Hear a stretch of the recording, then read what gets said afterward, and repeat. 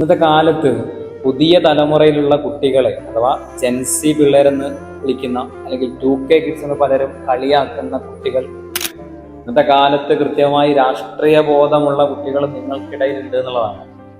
എന്ത് പറയണം എന്ത് പറയണ്ട എന്ന് കൃത്യമായിട്ടുള്ള ബോധ്യം നിങ്ങൾക്കുണ്ട്.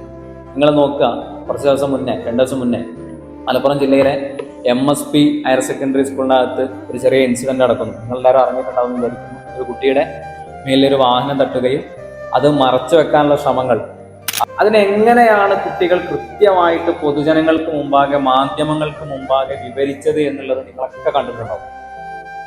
എന്ത് രസകരമായിട്ടാണ് ആ കുട്ടികൾ മറുപടി പറയുന്നത്. നിങ്ങൾ ആലോചിച്ച് നോക്കിയട്ടെ, എത്ര ഭംഗിയായിട്ടാണ് അല്ലെങ്കിൽ എത്ര ക്ലാരിറ്റിയോട് കൂടെയാണ് അവരത് പറയുന്നത്. അതായത് ഇങ്ങനെ ഒരു വിഷയം വന്നു കഴിഞ്ഞാൽ എന്താണ് തങ്ങൾ ചെയ്യേണ്ടതെന്ന് കൃത്യമായ ബോധ്യം ആ കുട്ടികൾക്കുണ്ട്.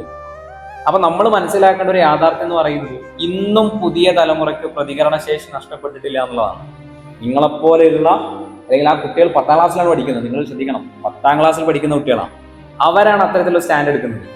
അപ്പോൾ നമ്മൾ ശരിക്കും കൃത്യമായിട്ടുള്ള വിഷയങ്ങളിൽ നമ്മൾ ഇടപെടണം. ഇടപെടലുകളാണ് എപ്പോഴും മനുഷ്യന്റെ പുതിയ പുതിയ കാര്യങ്ങൾക്കും അല്ലെങ്കിൽ പുതിയ തരത്തിലുള്ള നവോത്ഥാനങ്ങൾക്കും പലപ്പോഴും കാരണമാക്കിയത്. അത്തരം നവോത്ഥാനങ്ങളാണ് നമ്മൾ ഇന്ന് ഇവിടെ ജീവിക്കാനുണ്ടായ കാരണം. അത് നിങ്ങൾ ഓർക്കാൻ നന്നാവും.